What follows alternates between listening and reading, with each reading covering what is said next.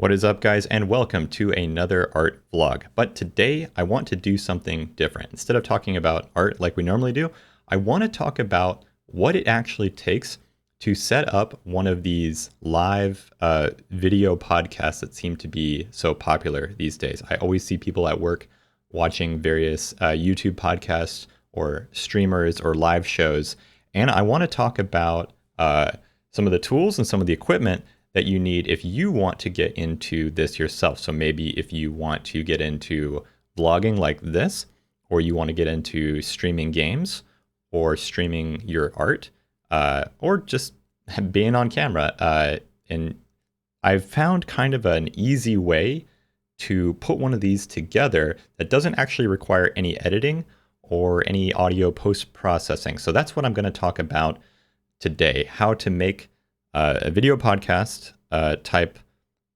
recording that happens all live. You don't have to edit it, and all the processing happens like in real time. You just hit record and go, and then upload it. So let's roll the intro. There it is. There it is. Very cool. Okay, welcome back. I mean, that's a fun thing that you can do with one of these setups. So you probably have a lot of the tools you already need to make one of these things. If you have a computer, some kind of mic, and a webcam, I mean, you're basically ready to go. All you need is some software. So let's talk about the software that you need, and then later in the video, I'm going to talk about the actual hardware. If you want to get a dedicated microphone, or if you want to get a camera, or if you want to get lights, and how to set all that stuff up. But let's talk about the first most important thing, the software, which is, of course, OBS. Let's see, are we here? There we go. I swear this is like the software of the decade. This is what Twitch streamers use. This is what a lot of video content creators use to broadcast themselves. You can use this to make recordings, or you can use it to stream. Or if you want to, you can use it to stream and record at the same time. It is a free open source program that anyone can download and use, and it doesn't actually take a lot to run this thing. And you can have all sorts of inputs and outputs and link multiple cameras to it and link multiple computers to it. It's kind of crazy what you can do, and it's really endless. So let me go ahead and show you what mine looks like. So here is the interface, as you can see. And we're doing one of those cool, like, infinite mirrors. Whoa. And it's however complex you want to be. You can have little overlays, like so. I made this one in After Effects. You can have webcams and all kinds of stuff like that. So, like, I can come in here and add like a image, or I can add like another webcam feed. Or we can switch to another scene, like I can switch back to the live scene. I also have different scenes for like live chat. So I made this one potentially because if I was going to do this live, there would be like a live chat happening right up here that would like kind of pull from YouTube and then show that in real time. You can also do cool things like the BRB screen, and maybe like a starting screen. And you can input anything you want into OBS. You can make all your own graphics in Photoshop. You can download graphics from anyone who's willing to make graphics. Like there's a few websites. There's like own.tv, or you just look on, just Google like Twitch overlays or things like that. But there's a lot of options. Now, I like to make them myself because all you need is a copy of Photoshop, and you can make cool stuff. And if you wanted to make it animate too, you can do that in After Effects as well. All you got to do is export a transparent video file, which is not hard. You just click the Add Alpha channel. So let's talk a little bit about doing the most basic setup, which is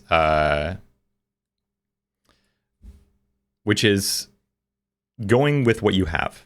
If you have a headset, like I said earlier, and a webcam and a computer, you're ready to go. And I would definitely highly advise, if you're getting into video podcasting, that you start with what you have first. It's not worth investing in equipment until you figure out if you actually like this. You don't really want to be the person who gets obsessed with all the gear and starts putting a lot of money into things that they don't actually know how to use and projects that don't exist yet.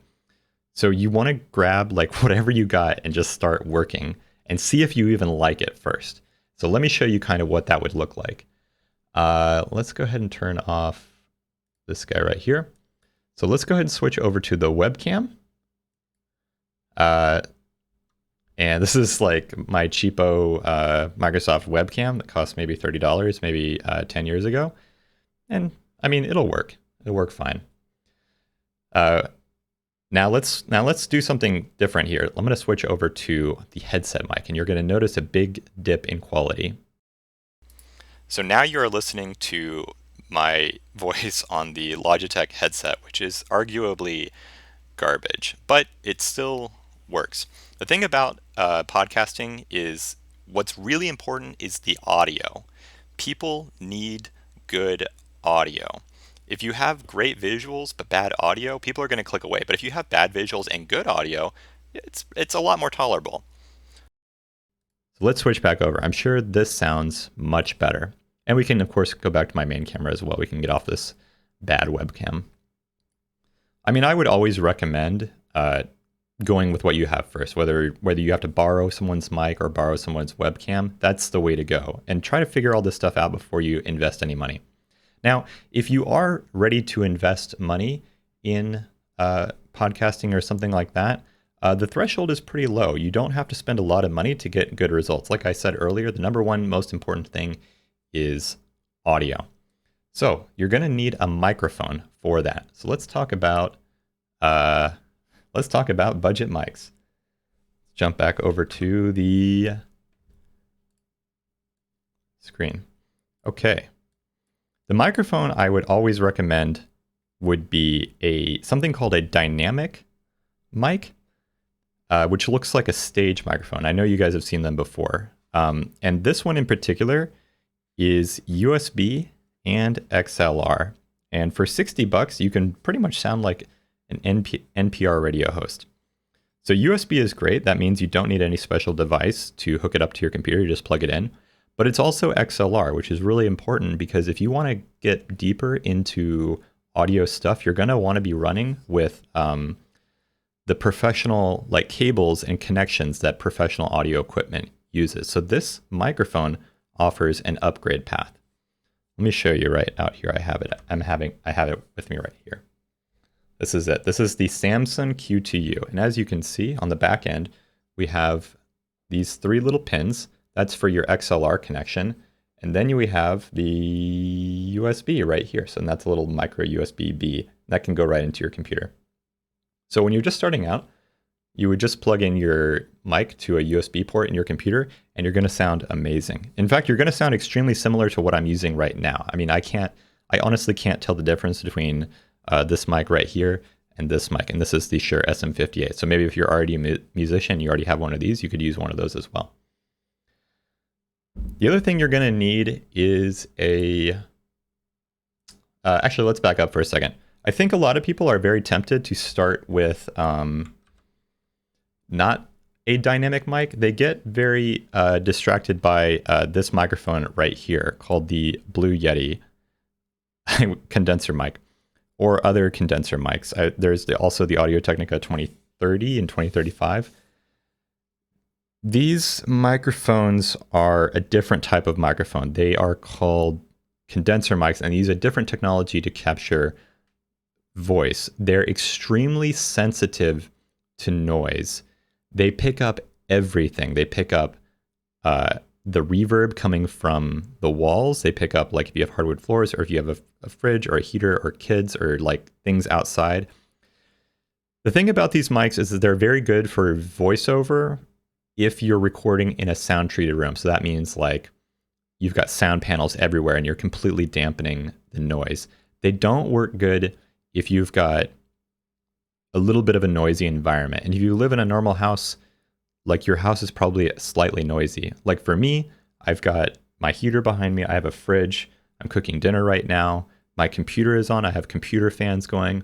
But this microphone right here cuts all of that out, because the way that these dynamic microphones work is that they're not very sensitive, and you have to be right up on the head in order to get a clean signal, which is why you always see like those podcasters talking to the mic like this. It creates a slightly different type of sound. These mics, the dynamic mics that I'm holding right here that I'm using right now, they give you what's called kind of a broadcast sound, which sounds kind of like an NPR radio host. And that's a good thing. That's a really good thing for podcasting. So they're basically not going to pick up anything that's like more than 3 feet away from the head. So you can kind of like type, you can have your computer on, you are allowed to live with hardwood floors, and your audio is going to sound amazing.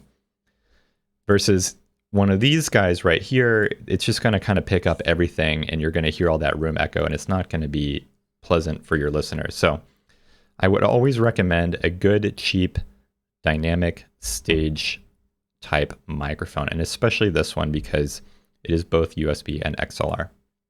Now, the next thing that you're going to want for if you're going to get into microphones is a scissor arm, which is show you that right here.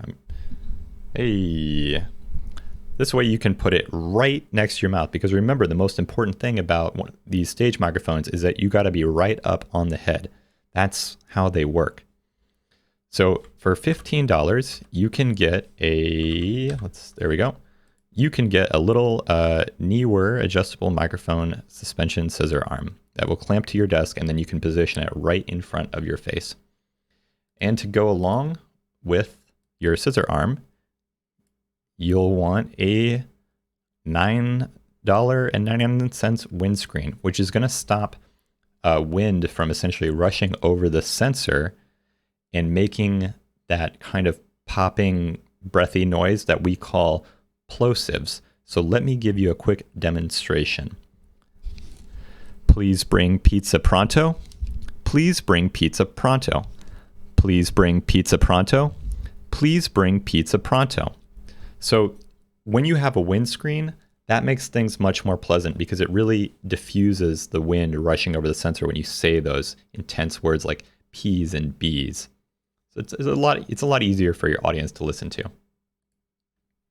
Now, if you want to get crazy and you want to invest a lot of money into microphone equipment, you can of course get one of these things right here, the Electro Voice RE20. I mean, I'm not going to recommend this for anyone unless they're just gunning to get the best possible sound ever. But this is a very famous podcast mic. You'll see this in a lot of places. We can see here Ethan from H3 is using it. That's their main mic. And there's other ones as well. There's like the Shure SMB7, but those are all really, really expensive. I mean, we're talking like $400 plus. So I would not recommend getting into any of that stuff until you're feeling very, very confident about your video podcast. Okay, let's take a look at the next thing I want to talk about. All right, we have audio settings. Now, the thing about audio is that it is not just plug and play. It has to be the right volume, and you have to apply filters to it in order to get it kind of all sounding nice and even. And if you don't, your audio is going to be really quiet. I'm sure you guys have all had this experience before where you're trying to watch a YouTube video or something and it's like way too quiet. And the thing about stage microphones like this is they don't have like tremendous output gain. So they need to be bumped up like a lot in order to get them audible. And you don't want to upload anything to YouTube that's like too quiet. That's really annoying for your audience to listen to.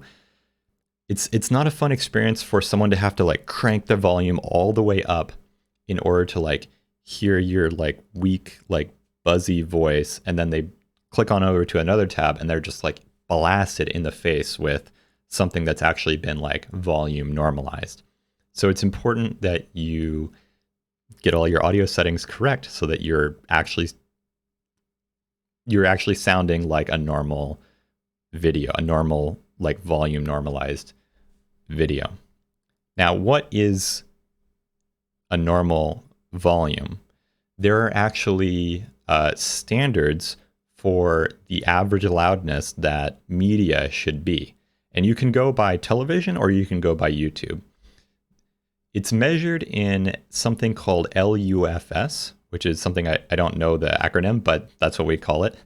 And on the average, you'll want your audio to be somewhere above -23 and somewhere below -16. -23 LUFS is actually the European broadcast standard. And then for internet stuff, you can actually get quite a bit louder. You can go all the way up to -16. So let me show you. First a little section of my audio right here. I'm going to play this for you right now. Okay, so now we're going to do a little LUFS recording and see what levels I'm hitting. Okay, so that probably sounded. Now we're going to do a little. There we go. That probably sounded pretty normal to you. Probably sounded just like what you're listening to. And let's get a readout on how this actually is. Okay, perfect. We're hitting -19 LUFS, so that's right in the kind of like target range, which is where we want to be. Now, how do we get to something like this? We have to apply. We have to apply gain, and we have to apply compression. And let me explain what that is. Let's jump over to yes, there we go. So this is an audio waveform, and when the audio is coming straight out of your mic, it looks like this. It's usually pretty quiet. What we have here is we have silence, and as you can see, there's no such thing as true silence. You're always going to have some little bit of noise, and then you have you beginning to speak. And usually, as people start to speak, the beginnings of their sentences are like very loud, and then they kind of like get quiet. So it can kind of be a little bit difficult to hear what the host is saying if they constantly kind of do this. And everybody does this, so you want to try to like figure out ways to average these peaks out. And there are ways to do that. You can add gain and you can add compression. I'm going to show you what that is. So there's a way to add a filter, which essentially increases the gain, which is the volume of everything, by whatever amount you specify. So you can just like crank it like all the way up, and then everything will be clearly audible. But there's a problem. This right here is the recording ceiling. If you exceed this level, and this is 0 dB, notice it's actually inverse. At the bottom of the like volume spectrum, you have like -60. That's extremely quiet, and it goes all the way up to 0, and 0 is very loud. If you exceed 0, you get what's called clipping, which is a very, very unpleasant sound. It sounds kind of like speakers like breaking and vibrating, and it's not fun to listen to. It's just loud and obnoxious, and you don't want to do that. So there is a way to basically compress all of this stuff up here. You can choose how you want to handle these waveforms. You can like say like, okay, at about -12, I want to start squashing down these peaks like so. And then we'll manually input some variables and make them appear about here.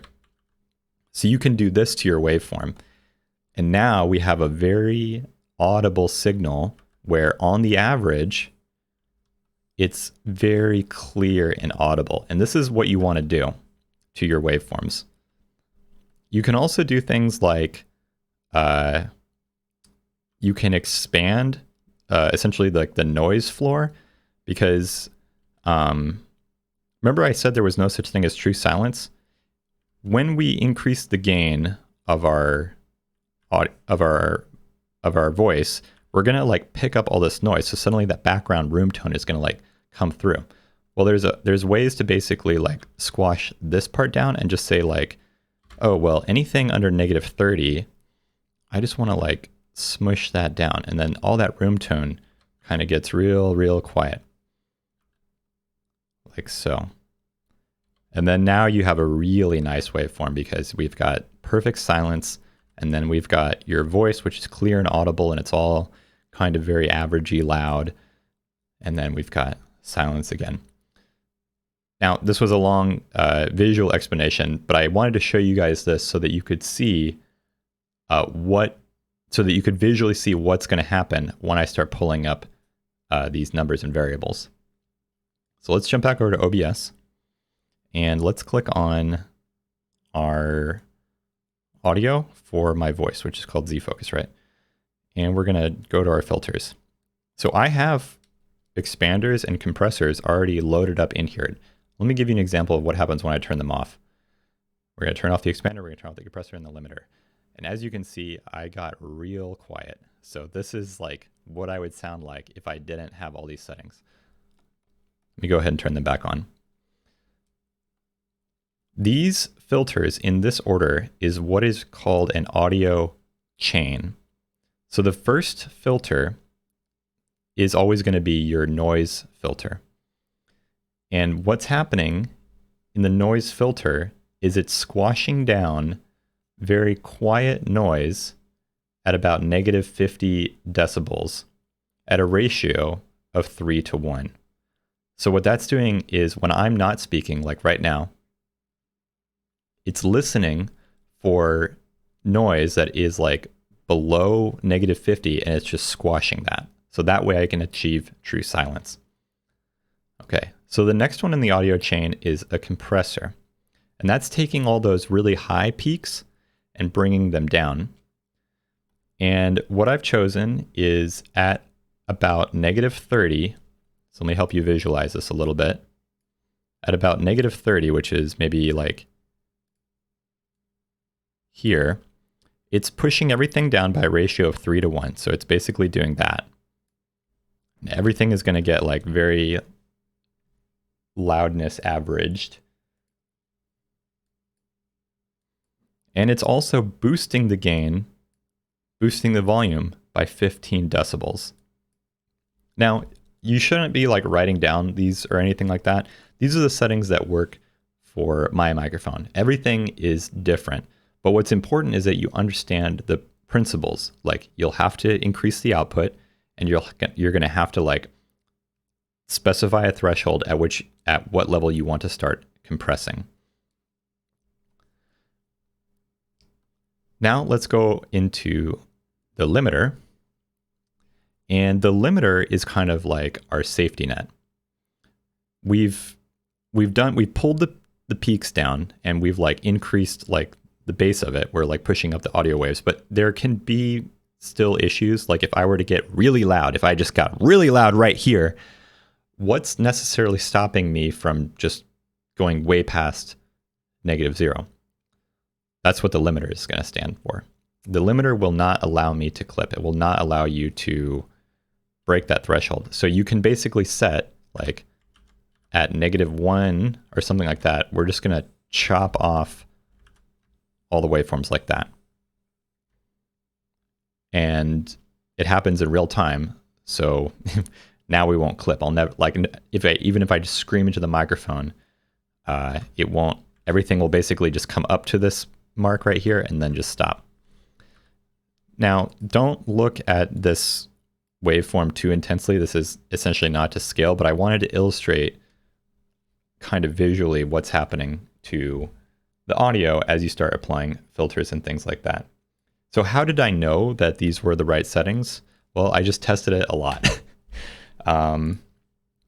I sort of knew, like, by looking at my audio levels right here, that when I speak normally, it's just kissing the red, going a little bit into it.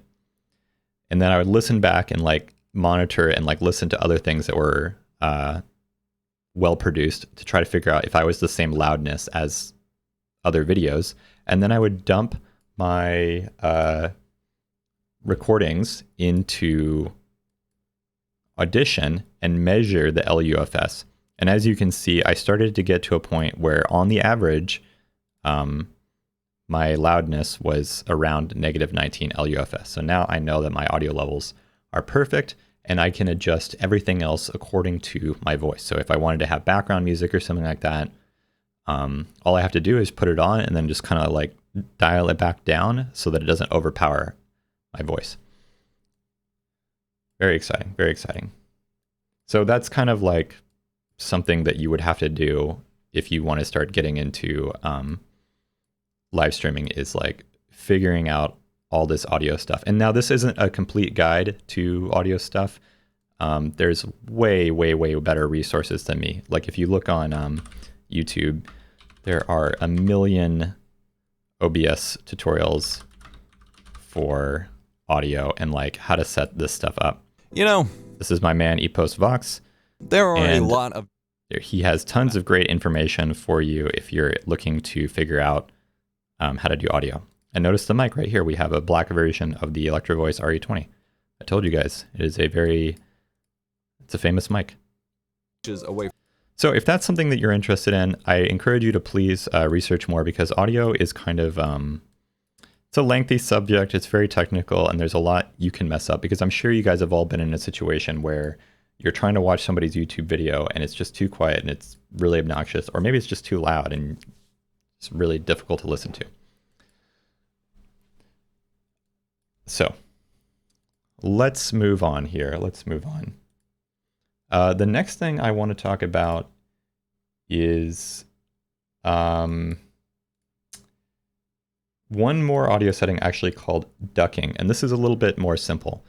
What if you want to play a YouTube video while you're talking, but you want to be able to talk over it? Like imagine someone like turning down the volume of something like as you're talking. You can actually do that. There's settings for that.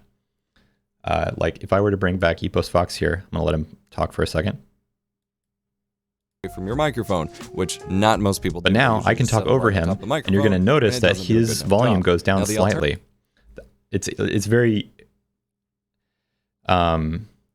you don't want two max loudness like audio input sources happening at the same time. You're just gonna kind of overwhelm your audience and it's gonna get like double loud, which is not fun. You kind of want to like fade back one in real time.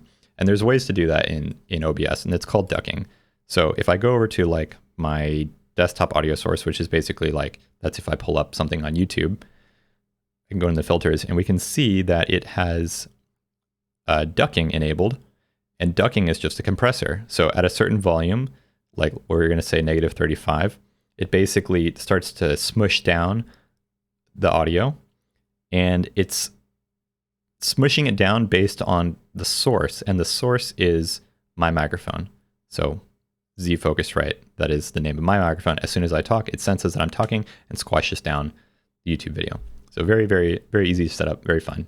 And now I can actually like show you things and talk over them in real time, which is nice.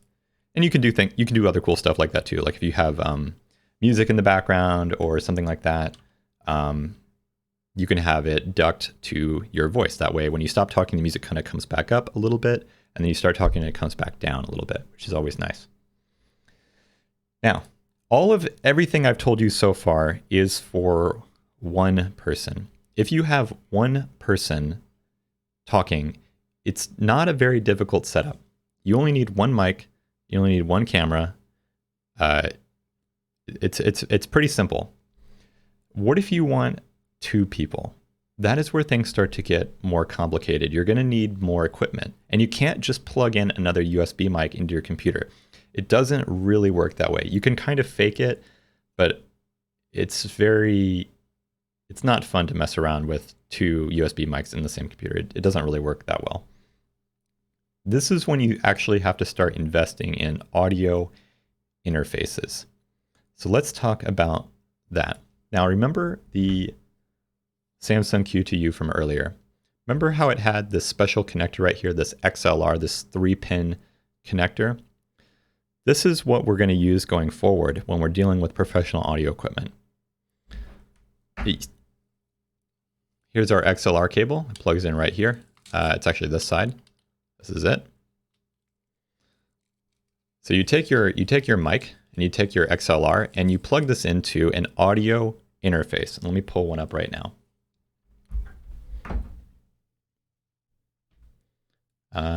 And there we go. Here is a Behringer audio interface, and it has one single XLR port. And this takes an XLR input and outputs USB, and then you plug in the USB cable into your computer. And then your computer kind of reads it like an external sound card. You can actually like plug in your headphones to this as well. You can adjust the gain and things like that with that. There are actually little knobs on it. Now, this is not the one I have. The one that I have is actually a Scarlett Solo, which I can show you. Let's switch over to the webcam. Okay. And here's my mic right here. You can see, and then the cable, and then let's go back here, and there it is. You can see the XLR input happening right there. And then there's the gain, and then the cable is going straight into the back of the computer. So that's what you're hearing me on right now. So let's jump back over one more time. Great. Now you're asking me, hey, this only has one XLR input. I want to have two people talking, and I have two XLR mics. That's when you need to jump it up. You got to go to the 2-channel one here, and it starts to get more expensive. Notice this one jumped up to $118. And if you want to have more people, it starts to get more complicated because you got to buy more mics and you got to get more channels. Here's a 4. So this one has 4 inputs and all these little dials and all these little things. And we can see we're already at almost $200 here. So all those live talk shows that you hear that have like 6 guests on them, that is not easy and it's not cheap. Because everybody needs a mic and everybody needs their own input. And then all those inputs have to be separate coming into the computer and then recorded all at the same time. Now, the way that I got around this is I bought a kind of a hybrid audio interface. I'm going to show you it right now. This is what I use. It is called the Zoom H6, and it has the potential for 6 XLR inputs if you so desire. I'll turn it on right now. There it goes. You can get your mic and you can plug it into the side right here. There it is. And there's 1, 2, 3, 4. And if you buy like a little $80 extender on the top, you can get another 2 on the top. So that's how you can get a total of 6. This is more for field recording. And field recording is basically like if you're recording not to a computer, like you're recording to a camera and then the audio interface, like if you're on like set. But it also doubles as an audio interface, which means you can run a USB cable from this into your computer and set it into audio interface mode, and then it becomes an audio interface, just like we saw with the Behringer and the Scarlett Solo. It can just basically turn into that if you just click some buttons on here. And it's been great. This is how I recorded the interview with Wilder. And I could potentially have more people on here too. So this was about $300, but I needed this specifically for BAM, and I knew that I could also use it for this like podcast thing because it can double as an audio interface. It can also record directly to an SD card right there, which is why you would use it in the field, because you don't have a computer like when you're recording on set. You have to record everything to an SD card. So if you were planning to do a very simple podcast where you have like 4 people, but like there's no video, this would be like perfect for that, because you could just set this on the table, plug everybody into it, get all the mics going, just hit record and then go. And then you can get all 4 tracks of audio separate, and then you can put them together and edit them together in post and make everybody the right loudness. So that is one option. Now there's other things out here that like might trick you into thinking that that's what they do. Like there's things called like mixers and stuff like that. But with those, it starts to get a little more dicey because those are more for like mixing music, and they don't have like individual audio outputs. Like they can't record one person in one file and the second person in another second file. They kind of just mash everyone together into a single track. And if someone's really quiet and someone's really loud, there's nothing you can really do about that because you can't like go in and try to like edit it later. So I would advise against those types of mixers. Now, let's jump over to the next part of what we want to talk about is how to get, let's say you're doing your podcast, but you wanted to have video, which is what we're doing right now. How do you get good quality video? Because we saw the webcam was terrible. I mean, do you just buy a better webcam? The answer is no. Webcams are just bad. They don't look good. There's really nothing you can do to improve them. You actually have to use a real camera. Let me take this headset off. You have to use a real camera. So let me show you my setup right here. Switch back over to the webcam. So right now you're watching me on my camera, which is a Sony a6400, and that is running into the computer via a special device called a cam link, which is that black thing right there. So let's talk about this for a second. Let's talk about that. You can't just plug a camera into a computer. That doesn't work unless it's a webcam. You can't like plug in HDMI on one side and then hope and plug in HDMI to your computer. Like cameras don't work that way.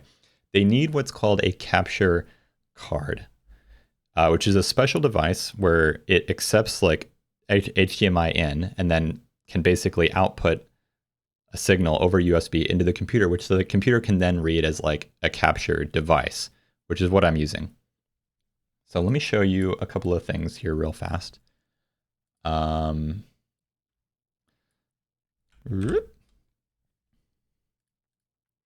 good recommended streaming camera that you see over and over and over again is the Sony a5100. Basically, any of the Sony Alpha series are good streaming kind of recording podcasting cameras.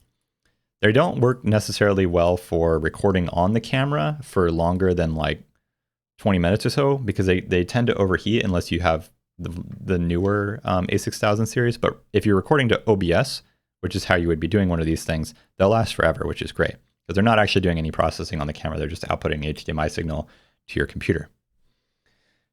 Then you take this and you get a special mini HDMI to regular HDMI cable, and you run that into a capture card. And I'm using the Elgato Camlink 4K, which will capture camera footage from a DSLR and allow your computer to read it basically as a webcam, which is amazing.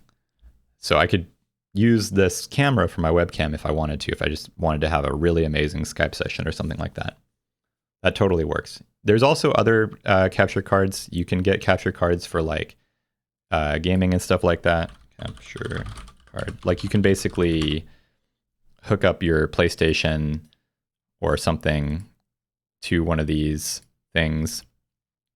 That's how people record game footage. They run their game into one end, and then it also does an out. So and then it goes back to their monitor so that they can actually or it goes back to their TV so they can actually play it on the TV. And then the other end goes in their computer and they're recording at the same time. They're recording on their computer while they're playing on their screen. And I think these are sort of interchangeable, but the one that I have is the Camlink because I specifically wanted one that was like sort of webcam and capture card. And you can string these together. You can actually have more than one. So if you want to buy multiple cameras and do a multicam setup where you're cutting in between people, you can totally do that. You just need to buy more capture cards. And there's capture cards that have like 4 inputs and stuff on like that. They just start to get real expensive. So that's how I am doing that. Now, if you are getting into cameras, the next most important thing is that you get lights. because lighting is everything. You can't really just use your house lights because most lights are not most lights are not white balanced correctly. They emit kind of like a very tinted colored light, which is why you see a lot of like bad grainy footage from inside apartments that's like extremely yellow looking. And that's because most consumer lights are on the warm side. They emit kind of a yellow light. And we don't notice that because our eyes adjust. So you need a light that can emit essentially the equivalent of like sunlight. It emits something akin to the color of sunlight. And there's ways to measure that. We call sunlight, we measure it in kelvins, and essentially like sunlight is around like 5500 K. And then your normal IKEA lights are super warm, and those are like somewhere in the 2000s. And then like cold, like fluorescent lights that are like kind of like blue tinted are much higher. They're kind of like 7000. So you're going to want something in the middle, something that is about 5500 K. So let me show you what that looks like. Actually, let's jump back over to this. Like you guys have seen this kind of stuff before, like someone's apartment who's just like really, really yellow. So here's like a correctly white balanced some footage, and then as soon as we cut over here, it all goes to crap because I didn't know how to set the white balance back then. And we didn't have any of the right lights. So let's take a look at some lights. A softbox is like a good investment. You can get as many or as few as you want. I'm only using one right now, but I do own 3, and 3 is good for certain types of lighting setups. And you know, one of these comes with like 4 or 5 bulbs in it, and they all emit basically essentially daylight light. They're not amazing. They're not like, you can't make films with these, but you can make pretty good YouTube videos with stuff like this.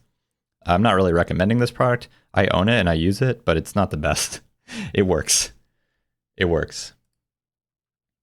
Oh, and one more thing I forgot to include is you are going to need some kind of way to power your camera for long periods of time. Your camera is going to run out of batteries very quickly if you don't have a way to power it. And so you can get what's called a dummy battery, and we can see it right here. This is the like fake battery, and it has a wire that goes into a transformer, and then you can plug it directly into your wall. So now you can charge your camera or you can power your camera infinitely as you plug it into your computer and just let it roll for however long your recording session is. And I use this all the time. It's way easier than dealing with batteries that constantly run out, because I think one of these like Sony MPF batteries, I mean, you can really only get like an hour out of them, at least the ones that I have, before they start to get low, and then you got to charge them, and it's super annoying. So I don't even deal with that anymore. I use the wall. It's so much easier. So anyways, back to the lighting setup. Let me give you another tour of what we've got over here. Webcam. Okay, so this giant monstrosity is actually the Fovitec softbox, and I've got it at a very relatively low power right now, and that is what is lighting my face. And it is, like I said, it's essentially daylight. So I'm able to get kind of a natural looking face skin tones because the light is so close to me. It's literally right there. And a softbox emits exactly like it says. It emits kind of like softer light, so it's a little bit diffused. It doesn't give you such like harsh shadows, and that's a very appealing look. You may have noticed that there are some other lights going on behind me. Those are just accent LEDs that I got from my neighbor for like $70. They're essentially like they're just like garbage LEDs or whatever, but I will show you them just for fun. They are called where'd it go here? gone? Oh well. They're called oops, LED RGB lights. Here we go. And yeah, I have one of these chibi ones. Probably not even this one, because mine only have like 3. Yeah, mine only have like 3 lights. So it's something like this. There's a million of these things. They're not that exciting until you turn them on, and then they look cool. So I can kind of like turn them on, change the colors, things like that. You can control them over something called DMX, which is not something I'm probably going to get into, but you can make your room look crazy and glowy. The only thing worth noting about lighting setups is where you place the lights, because it does different things depending on where you put the lights and where you're casting shadows. So the big one up here, that's the proper daylight, that's called your key light. And that is putting daylight on my face to make my skin tones look normal. And then over here, we have what's called a fill light. And I've chosen to do kind of like a cool like blue fill. And there's an LED light right over here. There it is right there. That's pushing a bunch of blue right into my face. And it's filling in these shadows. Because ideally what you want is you want to have a little bit of dramatic lighting on yourself that looks a little bit more interesting than having just like intense, like flat, super bright light. That's not like a super good look. You want to look a little bit more intelligent than that. And then behind me, I just have some LEDs pointed at the wall, which can kind of like color this space back here and make it look a little more interesting and help offset me from the background. Normally my apartment is just kind of like yellow. It doesn't really look like that much because I have beige walls and all my lights are IKEA lights and they're just kind of like yellowish. But if I turn everything off and turn these lights on, suddenly I can make it a lot more interesting. So lighting is always a very cool way to make your space look cool. All right, and the last thing I want to talk about is background music. I'm not really doing it for this recording, but I totally can if I wanted to. Let me pull it up right here.